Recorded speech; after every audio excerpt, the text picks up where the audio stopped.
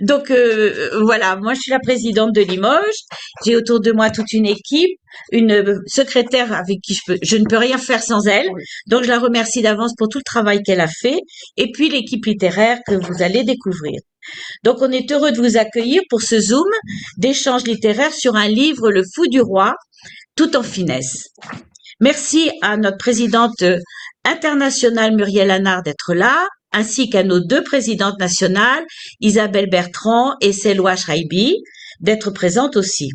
Et surtout, merci à Maï Binbin de participer à cet échange tant attendu. On en a beaucoup parlé. Je passe la parole à Isabelle, puis à Selwa.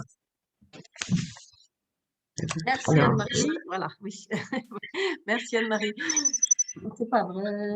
Voilà. Bon. Voilà, quand les éléments s'y mettent. Voilà, je suis désolée. Merci monsieur d'être parmi nous. Donc juste quelques mots à la suite d'Anne-Marie pour vous dire au nom de tous les clubs français le grand plaisir et le véritable honneur que vous nous faites aujourd'hui d'être présent parmi nous pour évoquer votre très joli livre, Le Fou du Roi, et plus généralement, je pense, l'ensemble de votre œuvre. Donc, je vous redis notre profonde gratitude. Comme l'a dit Anne-Marie, nous attendons ça avec impatience parce que nous sommes certaines que le format de cette rencontre va être extrêmement intéressant. Je remercie aussi Selwa Shraibi qui a permis l'organisation de cette rencontre et donc ces échanges littéraires, échanges qui rassemblent aujourd'hui donc les lycéennes du Maroc, de Rabat, et des membres de tous les clubs français.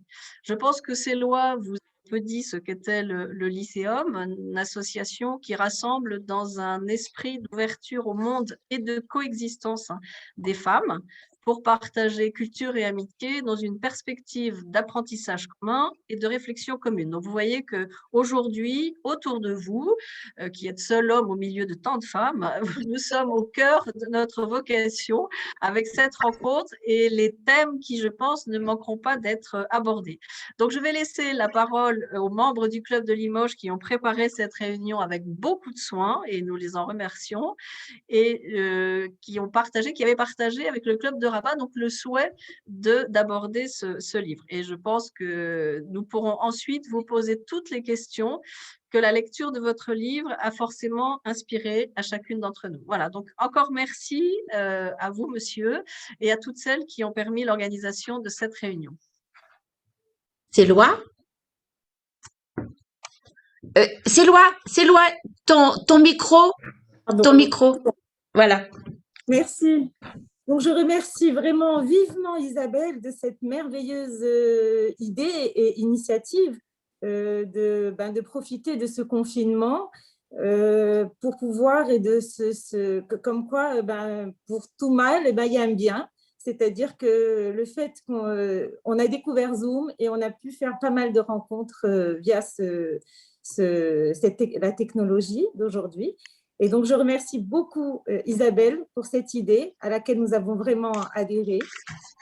Et puis, on a un programme chargé puisque chaque mois, nous avons une rencontre avec un club français et on est ravis donc, de ces échanges. Donc, encore une fois, et puis je voudrais bien sûr remercier Mahi qui répond à chaque fois avec beaucoup de gentillesse et en libérant son temps. Et merci encore Mahi. Voilà. Et à Mahassine, bien sûr, qui nous organise à chaque fois ces rendez-vous avec Mahi. Merci. Donc, c'est Limoges donc qui vous accueille et on a préparé un petit PowerPoint pour vous présenter rapidement notre ville qui est donc au centre de la France. Non, non, c'est pas moi qui le fais. Mais je ne peux pas le faire. Non. On a un petit problème de... Voilà, ça va être bien. Bonjour à tous. J'essaie de me faire monter le PowerPoint. Voilà. Vous le voyez ? Vous voyez la carte de France? Oui. Donc, nous voici à Limoges, au centre de la France. C'est la deuxième commune la plus peuplée. Ah, vous voyez pas? Non, non, Ah. on voit pas. Attendez.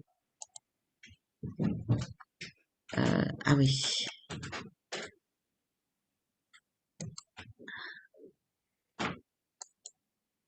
Et là, L'écran noir. Oui. C'est bon. c'est bon? Mm. En salle d'attente ou de l'accueil ou pas? C'est bon, vous voyez la carte? Oui. Bon. Nous voici à Limoges, donc au centre de la France ou presque. C'est la deuxième commune la plus peuplée de la province Aquitaine, après Bordeaux. 140 000 habitants pour la ville et 285 000 pour l'agglomération. La ville fut fondée par les Romains en l'an 10 avant notre ère, comme la capitale du peuple gaulois, les Lémovis, d'où son nom de Limoges. La cité se développe grâce au rayonnement culturel de la puissante abbaye bénédictine de Saint-Martial. Dès le début du XIIe siècle se développe l'orfèvrerie du cuivre coloré, d'émail, par la technique du champ levé, intitulée Œuvre de Limoges et qui va rayonner dans le monde entier. Quant à la porcelaine, elle est créée dans les années 1765-1770 grâce à la découverte de l'argile blanche ou kaolin autour de Limoges. Ce matériau indispensable à la production de cette céramique dure et translucide. Aujourd'hui, il existe encore une douzaine de manufactures fabriquant toujours cette belle porcelaine connue dans le monde entier et employant encore 1 millier d'ouvriers. Limoges, ville de tradition bouchère. La race limousine est vouée à la production de viande bouchère et le vieux quartier, dit de la boucherie, en est le témoignage. Limoges, ville d'une histoire riche, dont les témoignages sont nombreux. De nombreuses églises, le Limousin était le pays des saints. La cathédrale, la cour du temple, l'hôtel Maldan, les vieux quartiers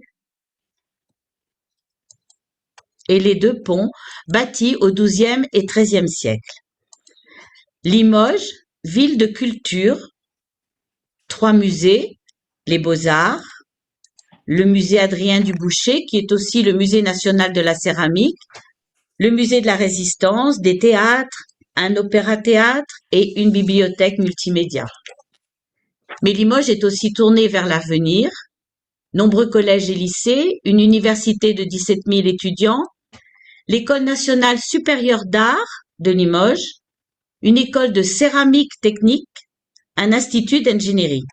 C'est aussi le siège de Legrand, un des leaders mondiaux des équipements électriques, et d'un pôle de compétitivité spécialisé en céramique technique et industrielle, localisé à Esther Technopole.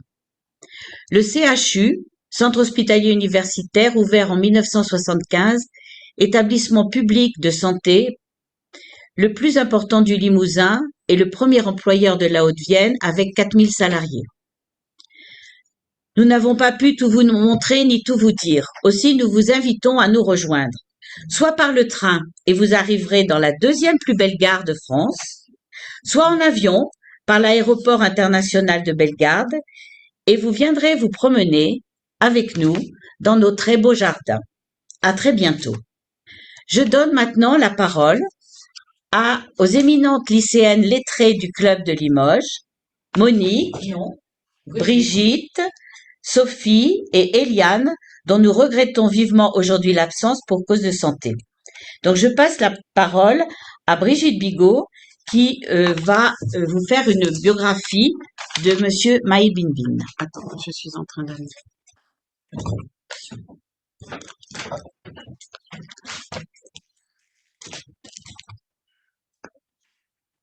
Bonjour Monsieur Binbin, bonjour mesdames. C'est un grand plaisir pour moi de vous présenter une biographie brève. Il y a tellement de choses à dire de notre invité du jour, Monsieur Binbin. Monsieur Binbin, là. Vous êtes né le 13 février 1959 dans la Médina de Marrakech, cette belle ville grouillante et colorée. Votre mère, qui a dû prendre en charge seule votre famille de 7 enfants, vous a donné très vite et très tôt l'envie de vous battre et de réussir. Votre père, instituteur lettré, a vécu pendant 35 ans auprès du roi Hassan II en tant que proche, conseiller et confident. Votre vie familiale a basculé le 10 juillet 1971 lorsqu'un coup d'État tente de renverser le roi au palais de Skhirat. Parmi les putschistes, votre frère aîné, qui sera prisonnier dans les geôles du sud marocain pendant 18 ans. Votre père choisira alors de renier son fils pour rester auprès du roi et s'éloignera peu à peu de sa famille. En 1980, vous venez à Paris pour poursuivre les études de mathématiques et devenez professeur à Jussieu. C'est alors que vous fréquentez des artistes, notamment au Café Albert, dans le 19e arrondissement, qui vous révèlent votre attirance pour la peinture, la sculpture et l'écriture. Vous voulez être, selon votre propre expression, un passeur de frontières, ouvert au monde, que vous avez apprivoisé grâce à ces dons qu'en véritable autodidacte, vous avez vous-même éveillé. Comme l'a si bien dit Narges Kachem Benkiran, lycéenne de Rabat, Mahi Benbin est de cette ville où il est né, Marrakech, même s'il a vécu à New York et à Paris. Romancier et peintre, la lucidité est sa force, la lumière balaie les ombres. Sa peinture est fondée sur la reconnaissance des territoires d'aventure de l'homme, dans la douleur ou l'émerveillement. Autour d'une dizaine de romans, tous traduits en plusieurs langues, vous avez obtenu de nombreux prix et reconnaissances, comme le prix Méditerranée pour Le sommeil de l'esclave en 1992, le prix du roman arabe pour Les étoiles de Sidi Moumen en 2010. En novembre 2011, vous êtes lauréat dans le secteur de la culture du trophée de la diplomatie publique remis à Rabat pour votre contribution au rayonnement du Maroc à l'étranger. Vos romans Le Fou du Roi, paru en 2017, et Rue du Pardon, paru en 2019, ont été sélectionnés par le jury du prix Renaudot. Cannibale, Paulins, Terre d'ombre brûlée, autant de livres où les destins tragiques des personnages s'inscrivent dans un contexte de désespoir et de passion pour la vie, comme le souligne Narges. L'un de vos plus fins connaisseurs, Joachim Pissarro, votre contemporain, historien de l'art, dit que vous êtes le paradoxe de la conscience. Pour finir, Monsieur Benbin, mathématicien, artiste complet, humaniste ouvert sur le monde et l'avenir, ne seriez-vous pas un Léonard de Vinci moderne? Enfin, dans un article du journal La Croix en 2010, il est écrit à votre propos, pour illustrer votre éternel optimisme, « Les éclats de rire en cascade chez cet homme feraient aimer la vie à quiconque est dans la peine. » Et à un journaliste qui vous interrogeait, vous répondiez vous-même que les gens de Marrakech ont la joie dans le sang. Merci, Monsieur Benbin. Merci. Je passe la parole à... C'est Monique qui prend le relais. Chers amis, pourquoi nous sommes-nous lancés dans cette belle aventure? Parce que nos amis lycéennes de Rabat nous ont proposé la lecture d'un livre au titre tentateur, Le Fou du Roi, conte sur lequel nous pourrions échanger avec l'auteur. Le fou du roi, pour nous, c'est Triboulet, ce nain difforme, héros de la pièce de Victor Hugo. Le roi s'amuse. Il eut le front de répondre au roi, qui après l'avoir condamné à mort lui demandait de choisir comment mourir. « Je voudrais mourir de vieillesse », ce qui lui valut d'être gracié. En ouvrant votre livre, une belle citation de Victor Hugo est en exergue. « Pauvre que rouge, que d'éternelles et incurables douleurs dans la gaieté d'un bouffon. Quel lugubre métier que le rire. » Est-ce l'influence de ce grand écrivain du XIXe siècle qui vous a poussé à choisir ce titre? Avant que nous ne répondiez à notre question, nous vous proposons une rapide présentation de votre livre et des personnages pittoresques avant d'éclairer nos amis. Le Fou du Roi, c'est votre 10e roman dédié à papa. Nous le voyons comme une tragédie classique répondant à la règle des 3 unités. L'unité de lieu, le palais royal de Rabat, dans la chambre et l'antichambre du roi. Unité d'action, drame sous-jacent du père qui a choisi d'abandonner sa famille pour rester au service du roi, tel un héros shakespearien, alors qu'un de ses fils est banni dans une geôle du sud marocain. Le récit fait le lien entre les différents personnages, leurs sentiments et leurs intrigues. Il évoque la solitude dans l'exercice du pouvoir et l'intimité entre les 2 hommes, le roi et Mohamed le narrateur.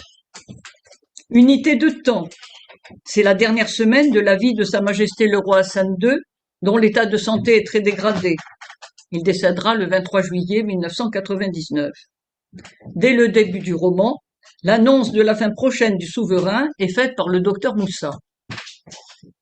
Le style subtil et précis entre dialogue et récit soutient sans faiblir l'intérêt du lecteur.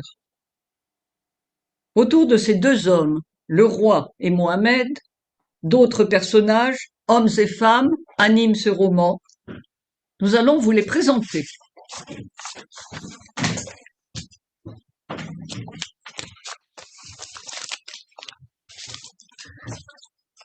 Alors, c'est moi, Sophie, qui présente les personnages.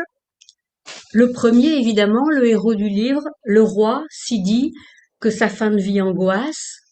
Puis, le narrateur, Mohamed le Fki, le protégé, le bouffon du roi, qui dit lui-même que sa vie n'a eu de sens qu'au seul et unique désir de plaire au roi.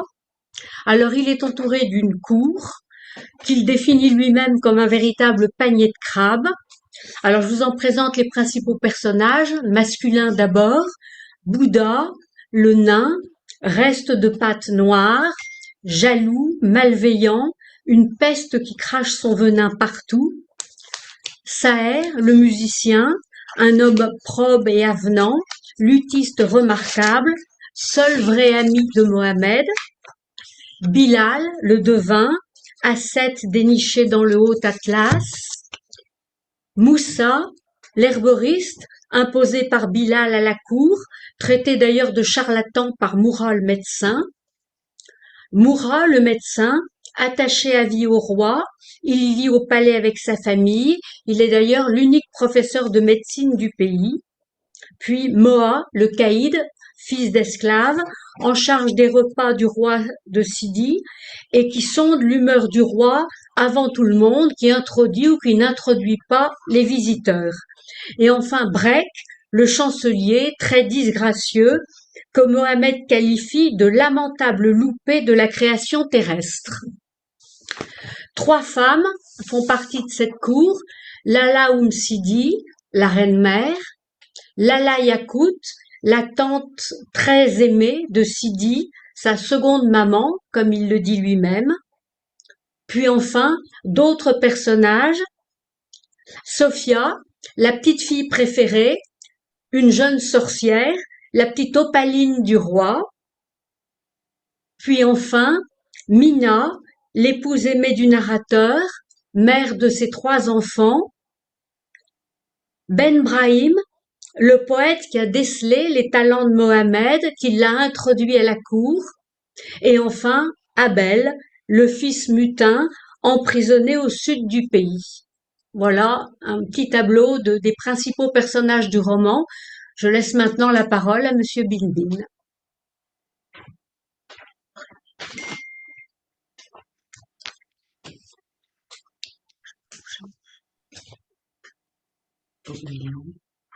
Là, maintenant, ça va aller mieux, je crois. Voilà.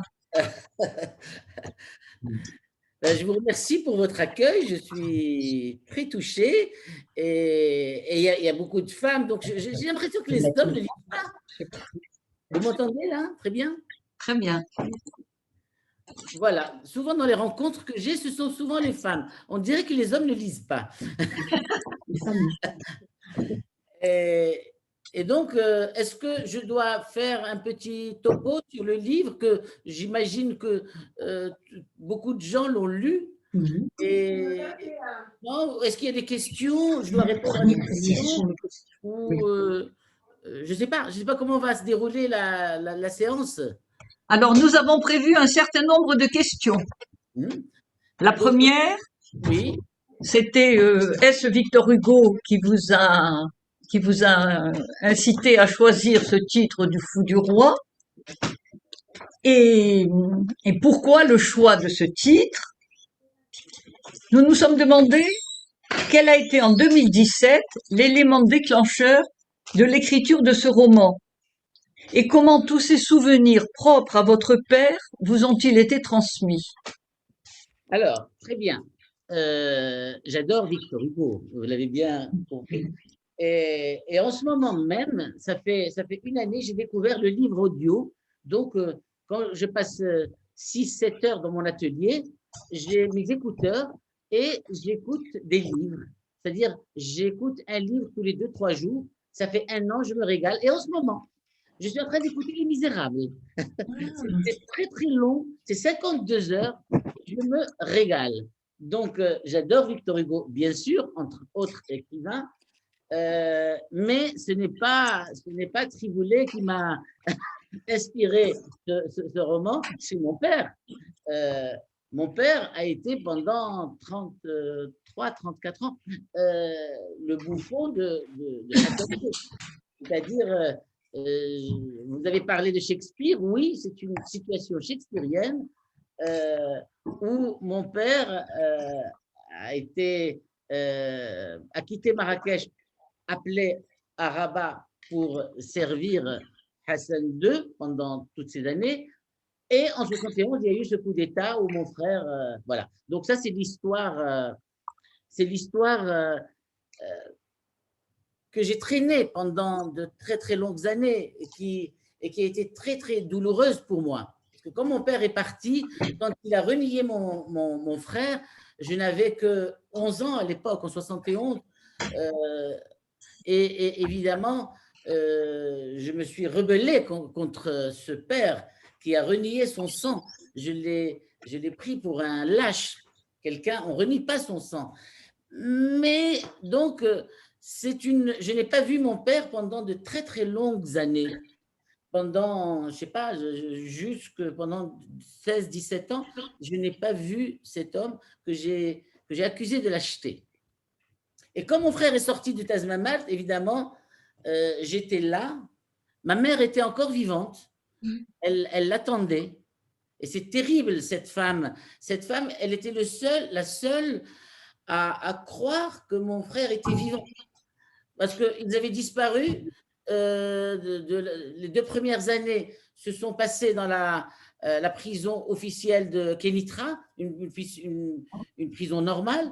Et du jour au lendemain, Hassan II décide que ces gars-là doivent souffrir davantage. Alors, les gens qui ont été condamnés à 1 an et demi, 2 ans de prison sont sortis, mais ceux qui étaient condamnés à même 3 ans, tout le monde a été, pendant une soirée, on a pris tout ce beau monde, ils étaient 73 militaires, et on les a mis dans ce mouroir qui s'appelle Tazmamart, sous terre, dans le noir.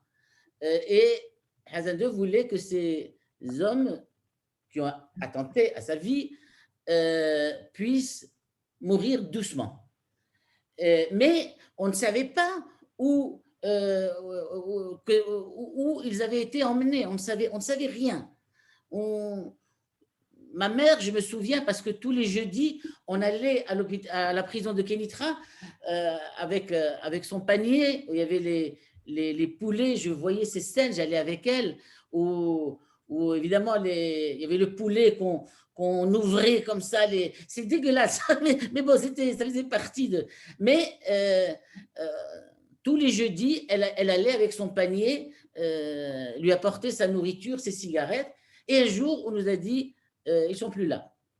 Alors, on ne savait pas. On a attendu. Elle a continué à y aller. Ma mère a continué à y aller pendant longtemps. Elle y allait tous les jeudis. Elle attendait avec son panier en se disant que peut-être ils vont la laisser voir son fils. Et puis, au bout de quelques mois, évidemment, il n'y avait plus rien à faire. On l'a chassée de la prison. Mais il y avait des gens qui disaient on les a tués parce qu'on ne savait rien, il n'y avait aucune. Mais ma mère a continué à penser qu'il était vivant. Mais vraiment, c'était la seule. Au bout de 3 ans, 4 ans, 10 ans, ça y est, tout le monde, on se disait, ils les ont tués, il n'y a aucune nouvelle. Mais pas ma mère. Elle, c'était toujours le rituel à l'heure du déjeuner, il y avait son assiette, il y avait sa part, la part de l'absent. Pendant toutes ces années, on était bien content à 16h, 17h, quand on revenait de l'école, on trouvait cette part de l'absent qui était tout le temps là, qui a été présente pendant 18 ans, et donc c'était notre goûter. Et le problème, c'est que lorsqu'elle avait le mois de mars approchait, quand son l'anniversaire de l'enfant approchait, la part de l'absence, c'était la moitié du tagine. Elle nous prenait tout. Et donc, on était vraiment très pauvres. On vivait en Médina avec cette mère secrétaire, avec 7 gosses. Alors, disons que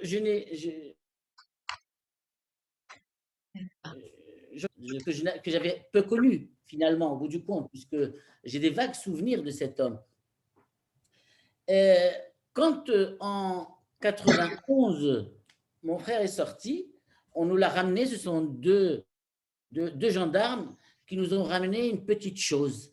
C'est-à-dire, c'était plus l'officier 1m80, costaud, solide, c'était le tombeur, il avait les grosses motos.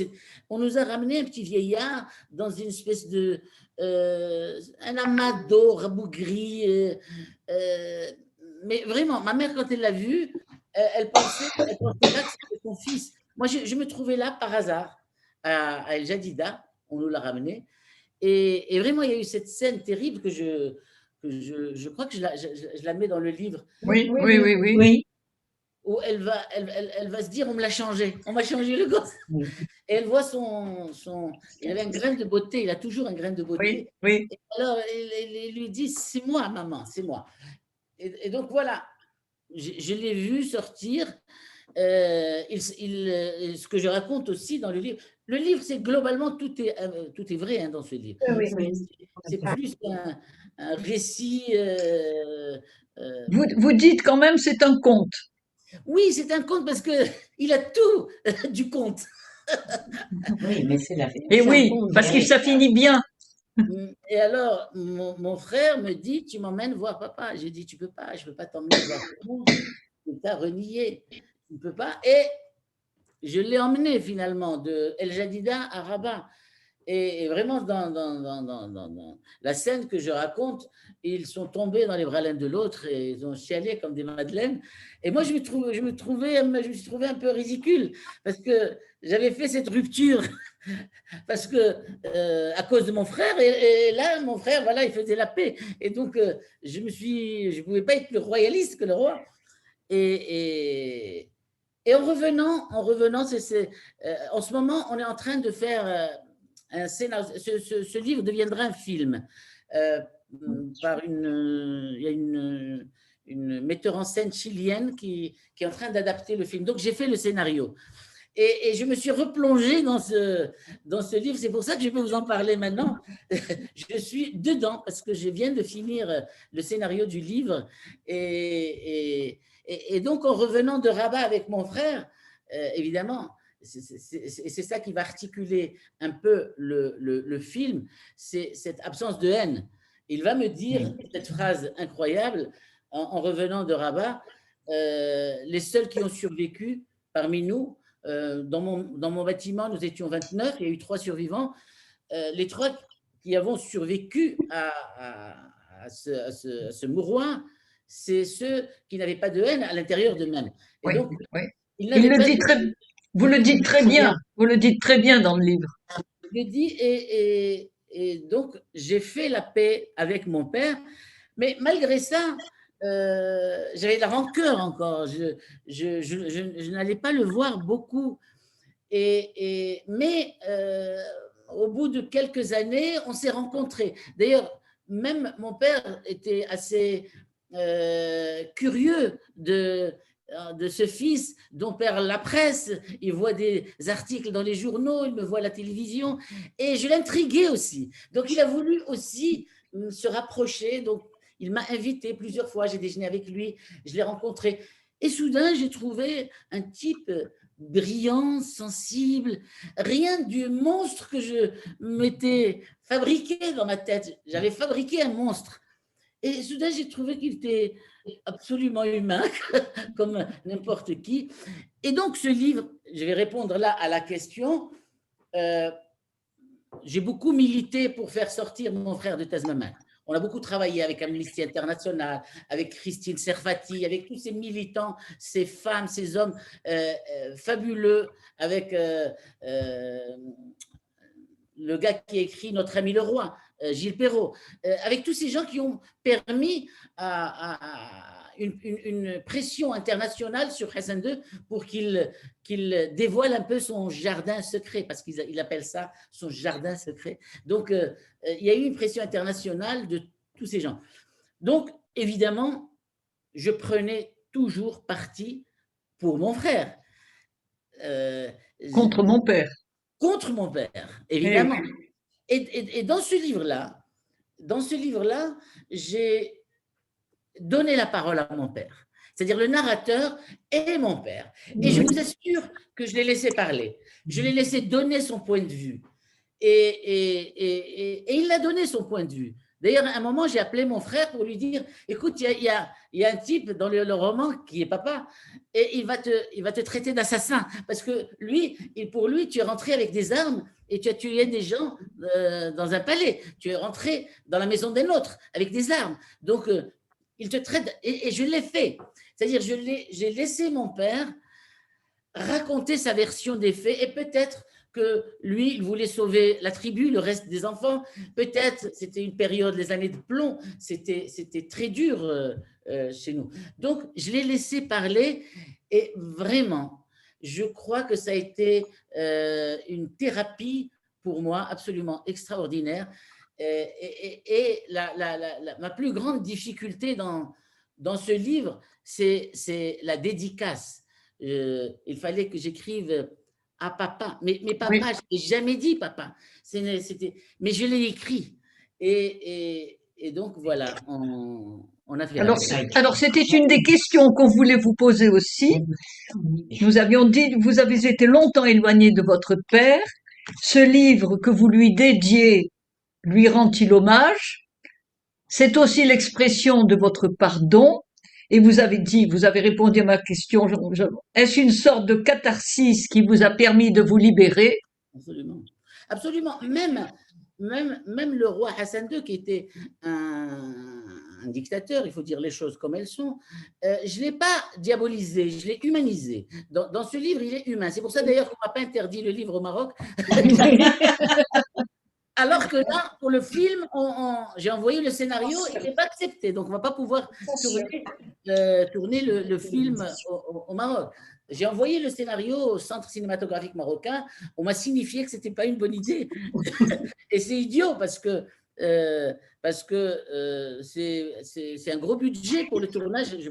Je préfère qu'on le dépense au Maroc. Et évidemment, il va être vu sur Netflix, sur toutes les… mais c'est comme ça. Il n'y a pas de rationalité quand il s'agit de l'institution monarchique chez nous. Alors, après, je passerai la parole à mes amis. Votre famille a subi une douloureuse épreuve, bien sûr. Et après 1999, comment les liens se sont-ils recréés et comment s'est perpétuée dans votre famille la transmission orale qui est si prégnante dans votre livre? Je n'ai pas bien compris la question. C'est-à-dire, la vie n'a pas beaucoup changé chez nous. Hein. Juste, c'est quoi la question précise? Comment votre famille a éclaté? Oui, mais elle avait éclaté avant. Oui, mais comment vous avez réussi à recréer les liens? Moi, j'ai fait la paix avec mon père. Oui. Il restait dans sa tour d'ivoire. Il était au palais. Il était, disons, il appartenait au palais. Il n'appartenait plus à la communauté des vivants, des gens normaux. Il vivait dans cette tour. Donc, on avait peu de liens. J'allais de temps en temps déjeuner avec lui. Oui. Et vraiment, j'ai découvert quelqu'un d'exceptionnel. D'exceptionnel. Voilà. Magnifique. Est-ce qu'on peut poser encore une ou deux questions? Absolument, absolument, je suis là pour vous. Dites-moi. Bon, oui. Allez-y. Ah, si. Alors, la solitude du pouvoir tout-puissant est sous-jacente dans votre roman. La solitude du pouvoir. Oui, absolument. Qu'en pensez-vous? Le roi est toujours seul. C'est-à-dire celui qui a le pouvoir, il est seul. Mais il a besoin d'être entouré. Mais bien sûr. Mais ces gens-là qui l'entourent, ces courtisans, on va appeler ça comme ça. Tous ces courtisans sont en fait le lien avec la société. C'est eux qui lui ramènent, parce qu'ils sortent du palais et ils reviennent. Et c'est eux qui lui donnent le pouls des citoyens, le pouls de la société. Ils lui donnent est-ce que les gens sont contents, est-ce que les gens ne sont pas contents, est-ce qu'ils ont faim, est-ce qu'ils n'ont pas faim, est-ce que ceci, est-ce que cela, est-ce que… Voilà, donc c'est les seuls… la fonction du bouffon est une fonction extraordinaire parce qu'il peut dire les choses.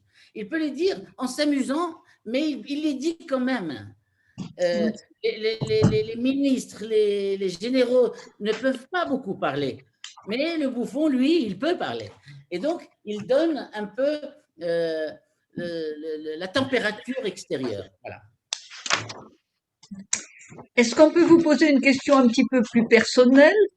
Bien sûr. Dans votre roman, tous les personnages sont appelés à faire des choix souvent cornéliens. Oui. Votre père contre sa famille.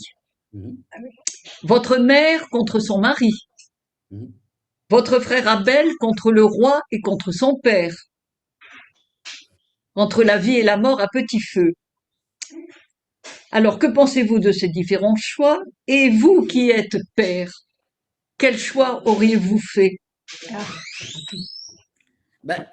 Si j'en ai voulu à mon père, c'est que j'aurais certainement pas renié mon sang. Autrement, je ne serais pas conséquent. Évidemment, je n'ai pas… Et en fait, nous sommes dans le pays des paradoxes. Hein. Oui. Le nouveau roman que je suis en train qui va sortir bientôt en France et au Maroc retrace un peu cette notion schizophrène qu'il y a chez nous, un peu plus qu'ailleurs. Elle est partout. Ce sont deux personnages. Le roman s'appellera comme deux gouttes d'eau. Et ces deux personnages qui cohabitent dans un même corps et qui sont d'accord sur rien. Et c'est comme ça que je vois le Marocain. On veut tout et son contraire. On est dans cette sorte de schizophrénie, vraiment. On est dans la modernité, mais on veut la tradition. On est dans ceci, mais on veut cela. On est tiraillé par deux mondes. Et le prochain roman, c'est un peu le thème des deux mondes. Des deux mondes. Voilà. Et qui commence par moi. J'avais envie de raconter cette période que j'ai passée chez les bonnes sœurs. Quand j'étais petit, j'étais à l'école des sœurs. Et j'ai jamais écrit sur les sœurs. Il y a toujours une même qui traîne dans mes romans. Mais là, j'avais envie de leur donner de la chair. Vraiment de la chair. C'est le roi à lever la main 2 fois. Je crois que Céloi veut poser une question, veut prendre la parole. Oui. Oui, exactement. Oui. Bonsoir à toutes. Merci Mahi d'être avec nous. Alors, on ne sent ni regret, ni remords, ni jugement, et pas de complaisance non plus dans ce roman qui met en veilleuse la douleur d'un père, enfermé dans un palais, condamné à faire rire à perpétuité alors que son fils est également enfermé, mais cette fois dans un bagne. Qui expie son crime. Peut-on arriver, je voulais savoir si on peut cloisonner sa vie pour ne pas laisser libre cours à ses états d'âme. Est-ce qu'on peut arriver à faire rire même dans la douleur? Penses-tu que ce cloisonnement puisse être efficace? Apparemment, il a été pour ton père, mais j'aurais voulu savoir quel est ton sentiment. Ben, je le dis dans la phrase Victor Hugo, quel lugubre métier que le rire. Évidemment, ça résume. Est-ce que tu en as parlé avec ton père? Moi, ce qui m'intéressait, c'est de savoir si tu as communiqué là-dessus sur Non, son métier et son non, on état n'a d'âme. pas parlé, mais j'allais déjeuner avec lui et on parlait de. Il savait que j'étais contre un peu tout ce à quoi lui il croit et vice-versa. Et donc, on évitait les sujets qui fâchent. Et voilà, on parlait de poésie. Ça, on avait un terrain en commun, c'était la poésie. Et mon père pouvait réciter, et qui avait une mémoire d'éléphant. La façon dans laquelle, de laquelle je le décris dans le livre, c'est vraiment lui. Il avait une mémoire d'éléphant et il pouvait réciter pendant des heures des poèmes à 1000 vers, etc. Et non seulement il récite, mais il explique. Je ne maîtrise pas bien la langue arabe ancestrale, ancienne. Et il déclame le poème et il l'explique. Et c'est vraiment un vrai bonheur que. Un jour, je l'ai invité. Il y avait le salon du livre de Paris et il y avait tous mes copains écrivains marocains qui étaient là. Et alors, à l'époque, j'étais pas fâché avec Tahar Benjeloun. Et Tahar me dit, il m'a dit, je suis un homme du verbe, et il m'a pas laissé en placer un mot pendant tout le dîner. Et c'est comme ça, quand on est autour de mon père, quand on était assis à côté de lui, ben, on était humble. Il fallait l'écouter.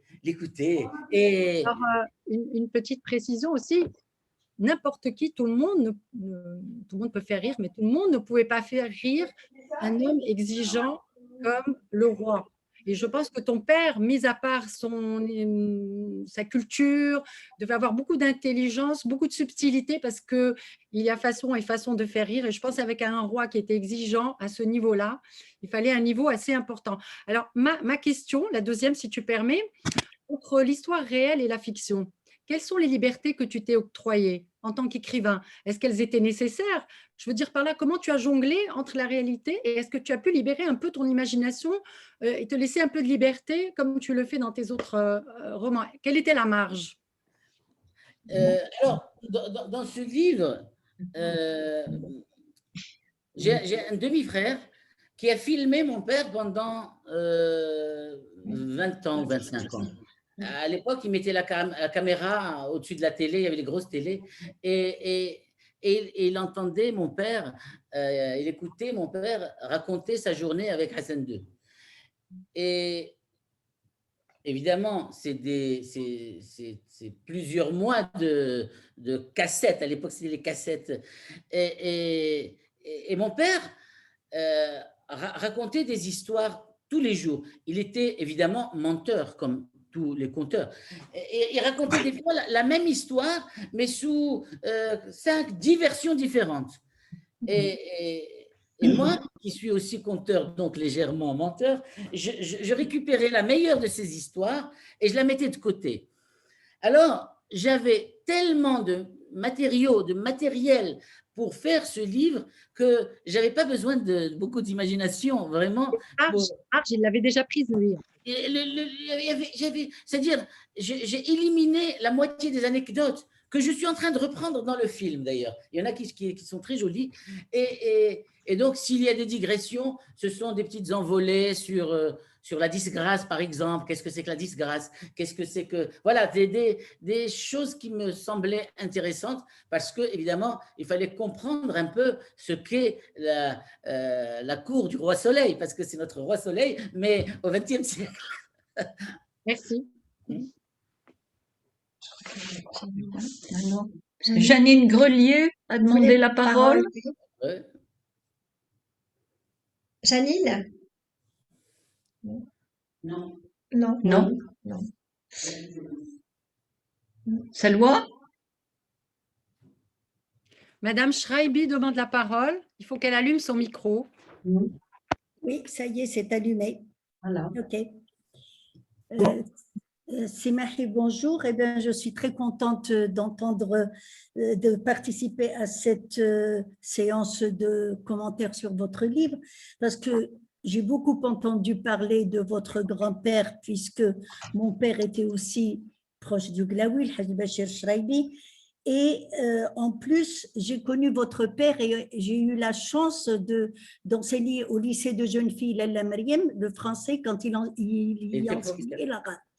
Et c'est très, justement, comme vous le décrivez, très drôle, très plaisant, très agréable et vraiment d'une mémoire étonnante. Il n'y avait pas un sujet où il ne pouvait pas donner le moindre petit détail. Et là, vraiment, je trouve que votre livre est passionnant à maintes égards. Et je crois que c'est votre jeunesse à l'époque qui a fait que vous lui avez tant reproché d'avoir renié son fils. Mais pour tous les gens, enfin assez âgés de l'époque, ils comprennent parfaitement, car il s'agissait, je crois, je ne sais pas comment vous le prenez maintenant, de défendre tout le reste de sa famille. Parce que le roi étant ce qu'il était, et comme on le sait tous, s'il avait pris le parti de votre frère, je crois que c'est toute la famille qui en aurait pâti. Qu'en pensez-vous? On a d'autres familles. Oui, comme le plus jeune avait un an. Donc oui, il y avait cette possibilité. Il y avait une autre question peut-être. Voilà. Nous nous sommes demandé si Mohamed était victime d'une sorte de syndrome de Stockholm. Quelque part, parce que mais je crois qu'il aimait vraiment son roi. Hein. Ce n'est pas... et quelque part, il ne le voyait pas comme un bourreau. Il pensait vraiment que son fils, mais ça, il me l'a dit lui-même, parce qu'il me dit, mais il est quand même rentré avec une arme dans la maison d'un autre, et ils ont tué des gens. Alors, donc, dans sa manière de... Maintenant, une chose est d'emprisonner des gens, d'autre chose, c'est de les mettre dans un camp nazi, et c'est l'équivalent du camp nazi. Tazmamat, c'est vivre dans le noir, pendant 18 ans, ne jamais voir la lumière, et avec 5 litres d'eau saumâtre et un pain et quelques féculents. C'est-à-dire, il y avait cette violence, tuer, oui, punir, oui, mais le plus durement possible. Et ils seraient tous morts s'il n'y avait pas eu c'est-à-dire si la planète entière n'avait pas parlé. Ouais. Alors, il y a quelque chose qui nous a quand même beaucoup touché dans votre livre, c'est le pardon. Oui. Ce mot pardon, il revient parfois comme un leitmotiv. Et nous nous sommes demandé alors vous avez répondu, c'est la pression internationale qui a incité Hassan II à libérer ses prisonniers. Et moi, je me suis posé la question de la symbolique du don de la canne que fait Sidi à votre père, à la fin du livre. Oui, mais parce que c'était son ami aussi. Hein. C'était son ami et vraiment, il y avait... Parce que cette canne, il lui dit, elle revient à ton fils, et il lui dit non, c'est à toi que je la donne. C'est-à-dire, dans ce passage-là, le roi redevient humain. Il le laisse toucher la main. Ça, c'est pas une chose. Il laisse ses petites menottes décharnées. Il laisse le toucher. Et la dernière scène, qui est une scène incroyable, quand il voit le jacaranda, il lui demande de ne pas mentir, parce que son métier est de mentir tout le temps et d'embellir. Et il lui dit, je ne vais plus voir. C'est le moment où il lui dit la vérité, tu ne les verras plus. Tu ne les verras plus. C'est-à-dire, même le roi, à cette heure ultime, il veut la vérité. Le texte commence par le vol de l'esclave. Et il lui pardonne. D'ailleurs, le film va commencer avec cette scène, l'esclave en train de voler, et le roi qui regarde cette montagne de cadeaux qu'il n'a jamais déballé, et il s'est dit, là où je vais aller, qu'est-ce que je vais faire? On n'a pas besoin de tout ça. Oui. Et lui-même va pardonner. Donc le pardon, il est un peu dans tout ce texte. C'est un texte de pardon, Ah, et oui. c'est un texte de paix. Et vraiment, moi, j'ai trouvé la paix avec ce texte.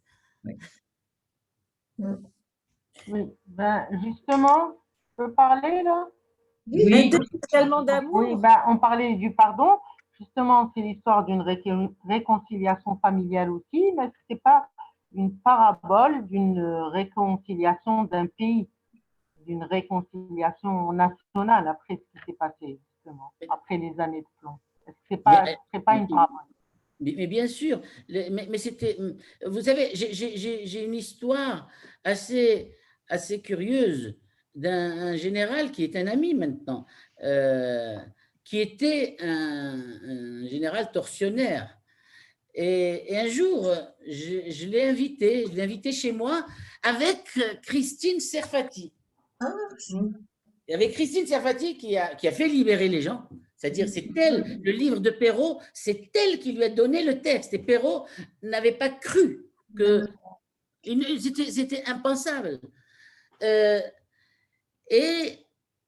il y a eu ce général qui était un tortionnaire, je ne vais pas le nommer, et Christine Serfati.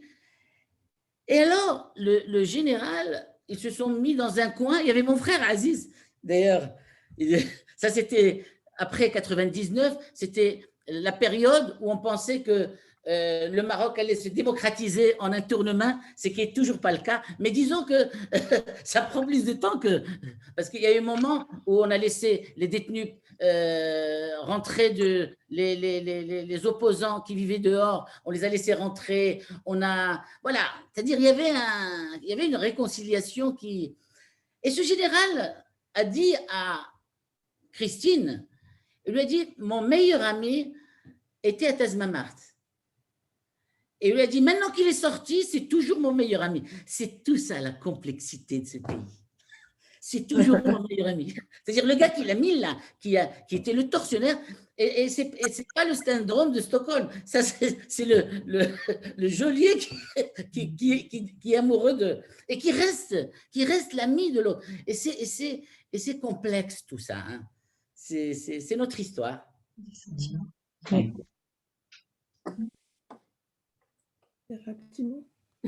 Alors, ce livre qui nous a captivés de bout en bout, nous nous sommes demandé quelle était votre page préférée.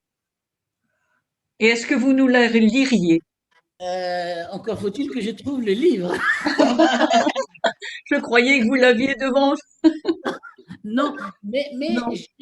j'ai les pages sur la disgrâce. Ce sont des pages que j'aime beaucoup dans ce livre. Où la solitude du disgracié et comment l'entourage le jette. Parce que quand le roi n'aime pas, personne n'aime. Quand le roi déteste, tout le monde déteste. Voilà, donc il y a des passages assez forts dans ce texte sur la disgrâce. Je ne peux même pas aller chercher le livre au salon parce qu'on fait en ce moment un hommage à Edgar Morin. Ils sont chez moi. Il démarre maintenant. Il y a je ne sais pas, 40 ou 45 personnes. On fait un hommage à Edgar qui est là aussi et sur son centenaire. Voilà. Donc, le salon est plein. Mais vous pouvez le suivre aussi il y a un lien. Si vous voulez suivre ce qui se passe dans la chambre à côté. En ce qui concerne notre club, ce livre nous a passionnés. Vraiment, nous avons passé des moments extraordinaires à le lire, à le relire, à l'analyser, à préparer ces questions. Et vraiment, ça a été un grand bonheur pour nous. Eh ben, merci. Maintenant, on prend le risque du film, on va voir. Est-ce qu'on peut parler de votre écriture? Parce qu'au-delà du fond, il y a la forme. Et je pense que nous avons toutes été extrêmement sensibles, enfin, me semble-t-il, de retrouver dans votre écriture toutes les facettes vôtres. Vous êtes sculpteur, cette écriture, elle est magnifiquement ciselée. Vous êtes peintre, vous brossez des portraits. Je pense que notre film, on l'a déjà fait dans nos têtes parce qu'on était vraiment dans le conte des mille et une nuits. C'est absolument magnifique. Et en même temps, il y avait ce voile d'une infinie pudeur dans ce que vous écrivez, dans lequel je pense qu'effectivement, il y avait toute la force de votre résilience dans le fait de vous décrire je. J'ai trouvé que c'était une écriture magnifique et j'ai pris infiniment de plaisir à vous lire. Je pense que je ne suis pas la seule. Voilà, donc un grand merci. Bravo, vous êtes très touchée par tout ce que vous me dites. Je voudrais juste dire un mot sur le personnage de votre mère, qui est aussi la mère d'Abel et qui est la femme du fou du roi. Sur son courage incroyable à aller chaque semaine, elle risquait de se faire enfermer, elle aussi, à ce moment-là. Et la force de son espérance, qui est vraiment époustouflante. Vous avez eu une mère extraordinaire. Extraordinaire. C'est une femme, c'est une mère courage. C'est une femme qui, à l'âge de 40 ans, quand elle se retrouvait secrétaire sans rien, s'est mise à faire des études. Elle n'avait pas le baccalauréat, elle a fait 2 années de capacité en droit, elle a fait une licence, une maîtrise. Et de secrétaire, elle est devenue chef de service. Et elle nous a inculqué à tous, vous n'allez pas vous résigner. Il n'y a pas à manger, on marche pieds nus, mais vous pouvez faire mieux, vous devez être le meilleur. Et vraiment, mes 7 frères et sœurs, il y en a un qui est milliardaire à New York, l'autre, les filles sont toutes universitaires. C'est-à-dire, tout le monde a été le meilleur dans ce qu'il faisait. Et même celui qui est allé en prison, il a fait la meilleure prison de la planète. Tout en excellence, oui. Tout en excellence, oui. Justement, cet humour-là et cette autodérision, on la sent beaucoup dans tous vos livres, dans votre façon d'être. Je pense que vous êtes caractérisé peut-être par un humour de Marrakech, Marrakech comme on dit chez nous. Cet humour, il sauve justement, parce que c'est l'histoire d'une filure. C'est un livre intimiste. Cet humour-là, il permet une distance. Il sauve du drame. Mais heureusement qu'on a le rire, qu'on a l'humour, qu'on a. C'est une ville où les gens rient beaucoup, Marrakech. Les gens vivent, il y a toujours un second, un troisième degré, ils n'arrêtent pas. Oui, justement. Mais pour la mer, pour répondre à la question de la mer, j'ai écrit un livre qui a très mal fonctionné, mais que j'adore, qui s'appelle les funérailles du lait. C'est mon 2e roman et c'est sur ma mère. C'est sur cette femme. Vous m'entendez là? Oui. Donc, c'est sur la mère qui attend son enfant. J'ai écrit un roman où cette femme, parce que ma mère a été amputée d'un sein quand son fils a disparu, elle a fait une maladie, un cancer du sein, on l'a amputé d'un sein. Et j'ai trouvé que ce n'était pas un hasard qu'on l'ampute d'un sein. Et dans le roman, elle va récupérer son sein, elle va le mettre dans un sachet en plastique, et elle va lui parler comme si c'était son bébé pendant tout le livre. Elle est là, elle vit avec ce sein, et elle va aller traverser le pays pour enterrer ce sein et dire aux hommes, vous m'avez volé la vie de mon enfant, mais vous ne me volerez pas aussi sa mort. Cet enfant a existé. C'est un combat pour la mémoire, et c'est un livre que je vous recommande parce que je l'aime beaucoup. Et là, je dois y aller parce que je dois parler. Il y a plein de gens au salon qui m'attendent. Merci. Merci infiniment. Merci beaucoup. C'est moi qui vous remercie. Merci, gardez votre rire. À bientôt. À bientôt, Maï. À bientôt, on espère vous revoir bientôt. Avec plaisir. En France. Inch'Allah. Aussi. Inch'Allah. Salut tout le monde. Merci. Merci, Maï. Au revoir. Merci. Infiniment. Merci beaucoup. Bon, chers amis, on a vraiment passé un moment extraordinaire. Oui, je crois qu'Isabelle veut la parole. Non, mais très rapidement pour vous remercier toutes parce que c'était une magnifique préparation. Je sais que quelques-unes n'ont pas encore eu le temps de lire l'ouvrage et elles vont le faire avec la lumière de vos éclairages. Et ça va va être, et de tout ce qui a été dit aujourd'hui. Donc, ce sera encore une lecture avec un supplément d'âme. Voilà, donc ça va être superbe. On va attendre ce film avec impatience.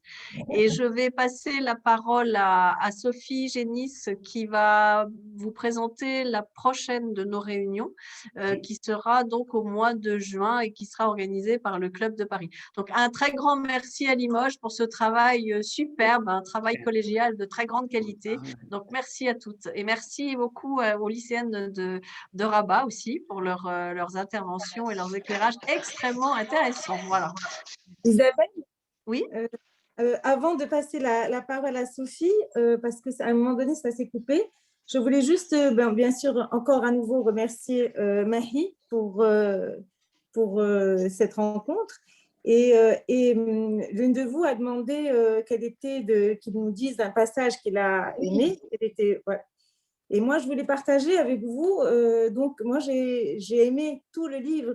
Vraiment, dès que je l'ai commencé, je l'ai pas lâché jusqu'à la fin.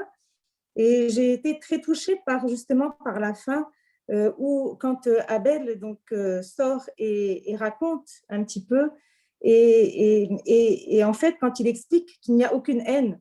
Oui, c'est très, très beau. C'est très beau. Et donc c'est en fait la page 158 où il dit, donc Mina se mouche, sa gorge serrée l'empêchait de parler. « Bois un verre d'eau, maman. Tu le hais, n'est-ce pas? Le roi? Pas du tout, maman. Comment est-ce possible? Une question de survie, voilà tout. » Elle réfléchit un instant. « T'en fais pas, mon petit. J'ai ce qu'il faut de rancœur pour toute une tribu. Je n'éprouve pas de haine envers papa non plus. À ce propos, j'aimerais beaucoup le revoir. » « Tu en es sûre? » ?»« Oui, je le suis. »« Tu sais que… » ?»« Oui, je le sais, maman. »« Et tu n'es pas fâchée contre lui? » ?»« Je ne suis fâchée contre personne. Il faudrait que tu saches qu'il t'a… » Il n'avait pas le choix, maman. Et puis, la haine. J'ai vu ses ravages dans le mouroir. Mina se moucha de nouveau. Comment ne pas avoir de haine envers ceux qui ont fait couler tant de larmes dans notre maison? Abel se racla la gorge. Avant d'atteindre autrui, la haine s'emploie d'abord à répandre son venin dans le cœur qui la nourrit. Elle le mine, le ronge, le tue à petit feu. Mais comment l'extirper d'un cœur quand ses racines y sont profondément implantées? Le pardon est un remède miracle, maman. Sur les 30 détenus du bâtiment B, nous sommes 4 à avoir survécu, parce que nous avons su recracher le poison de la haine. Est-ce si facile de pardonner à son bourreau? Le bourreau n'existe plus, maman. Il se mue en simple exécutant d'une épreuve infligée par Dieu.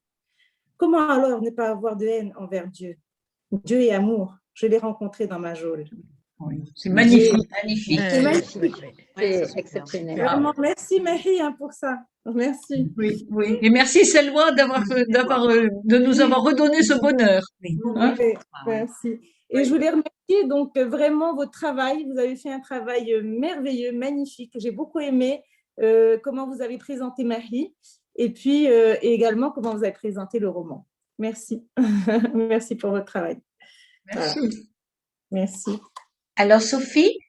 Alors moi, je voudrais d'abord témoigner aussi sur ce livre que j'ai absolument adoré à 2 niveaux. D'abord pour le livre en lui-même et l'écriture, comme je rejoins Isabelle, une écriture qui m'a complètement envoûtée, envolée, enfin je suis rentrée dedans.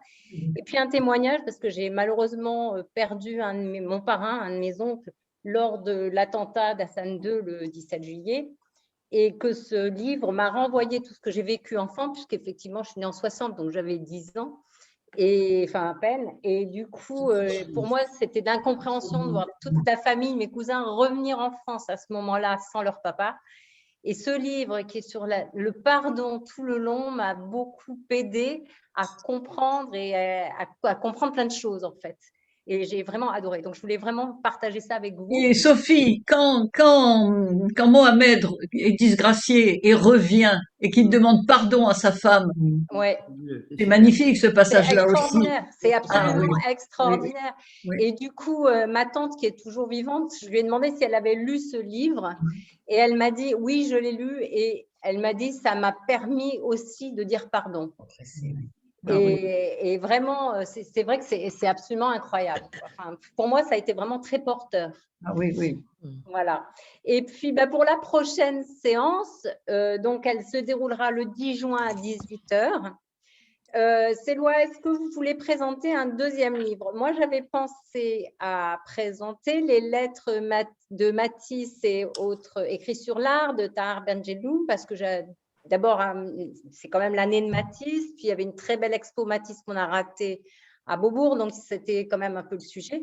Mais je ne sais pas si moi, je ne vais pas animer pendant 1 heure là-dessus. Donc, je ne sais pas, est-ce que vous voulez présenter un deuxième livre? Comment vous voulez fonctionner? Ah, on ne vous entend plus. En fait, on n'a pas eu le temps de choisir vraiment un roman avec mes camarades, mais on pourrait vous proposer, si ce n'est pas trop, on pourrait vous proposer un livre. Vous me donnez juste d'ici la fin de la semaine. Oui. Et d'accord, comme ça, il y a un livre qui est très, très intéressant aussi, je ne sais pas, mais il faudrait que vous le trouviez en France. C'est Ordonnances et confidences de Rim Al-Gharari. C'est la fille d'une de nos lycéennes qui l'a écrit, qui est très bien.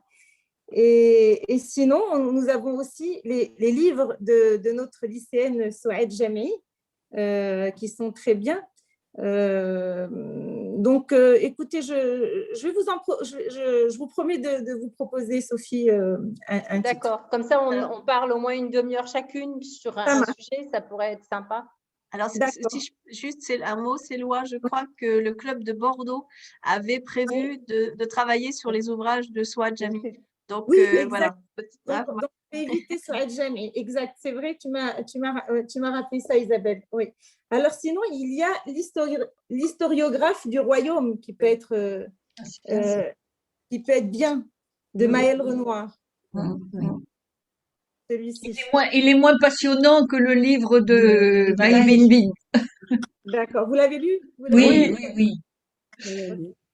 D'accord. Donc, alors, si vous l'avez lu, peut-être autre chose. Des sentiments très forts. Oui. Je vous le passerai. Ouais. À ce moment-là, peut-être d'ici la fin de la semaine, choisir ensemble des ouvrages et puis on communiquera les titres qui auront été retenus pour que toutes celles puissent, toutes celles qui veulent les lire puissent aient le temps de les lire. Oui. Exactement. D'accord, on peut faire comme ça. On s'appelle Isabelle et on regarde ensemble. Oui, avec Sophie directement. Ou bien avec Sophie directement. Ok. D'accord. Sophie, vous pouvez m'envoyer votre numéro de téléphone par WhatsApp. D'accord? D'accord, ok. Merci. Et Isabelle, je veux bien les coordonnées de Céloi alors, parce que je ne les ai pas, moi. Bon, pas de souci. Je t'envoie ça. Sinon, il y a un livre d'une jeune Marocaine qui s'appelle Leïla Bernstein. Et le livre, je suis en train de le lire là, c'est déjà le titre, il est assez curieux. La théorie des aubergines. Ah, il me semble que j'ai entendu parler de celui-là. Alors, je note, Asma, la théorie des aubergines. Oui. Oui, pourquoi pas. Je viens de le commencer. C'est une Marocaine, justement, qui est née à Salé, qui a grandi au Maroc et qui est partie en France, je ne sais pas, après le bac ou pour l'année du bac. Et ça semble assez intéressant. Bon, moi, je viens de le commencer. Écoute, avec Asma, Souaed et Suzanne, on va choisir des ouvrages. On va vous Sophie, je vais vous les transmettre. Et vous, si vous avez aussi d'autres ouvrages. Nous, on est resté sur celui-là, sur Tahar Benjelloun. C'est très bien. OK. Donc, on va vous proposer aussi, quelques titres. C'est quel titre, Tahar Benjelloun? C'est de Lettres à Matisse. Lettres à Matisse et autres peintres. Et en fait, il y a plusieurs petits chapitres. Ça commence sur une lettre à Matisse, où il écrit à Matisse. Moi, je ne vais pas vous parler du livre aujourd'hui. Et après, il parle de 5 ou 6 peintres, dont des peintres marocains. D'accord. Très bien. Intéressant. Bien. Autre beau moment en perspective. En tout cas, un immense merci à toutes celles qui ont travaillé à rendre celui d'aujourd'hui possible. C'était un moment de grâce. Donc, merci, merci à toutes. Et c'est un bonheur de partager ça ensemble. Déjà, de façon globale entre tous nos clubs. Et puis, alors, avec vous, Club de Rabat, qui avait permis l'intervention et la présence de cet homme absolument délicieux, habité par le pardon et la douceur. C'est une merveille. Je pense que ça nous a fait du bien à toutes de recevoir un pareil message de résilience. C'est magnifique. Voilà. Donc, merci à toutes qui nous avez permis tout ça. Et puis, à bientôt donc, pour une prochaine rencontre. Et bonne soirée à tous. À bientôt. Merci de la part de Limoges à toutes les lycéennes. Merci. Merci beaucoup, Anne-Marie. À la prochaine. Monique. Voilà. Merci. À la prochaine fois. Merci, à la prochaine. Mahi, merci beaucoup, Mahi. C'est loi bientôt. À bientôt. À bientôt, c'est loi. Merci beaucoup, Céloi. Marie, merci Sophie. On n'a pas mis.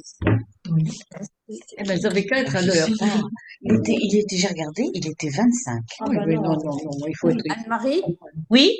Anne-Marie, désolée d'avoir mis la pagaille, mais Non, mais je vous en prie, mais j'ai paniqué.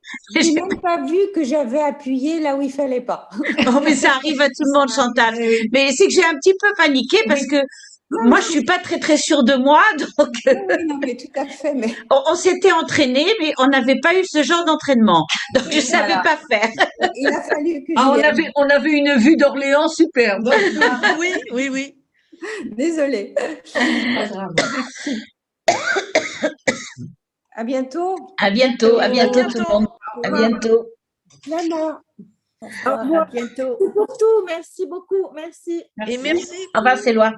Merci. Au revoir. Au revoir.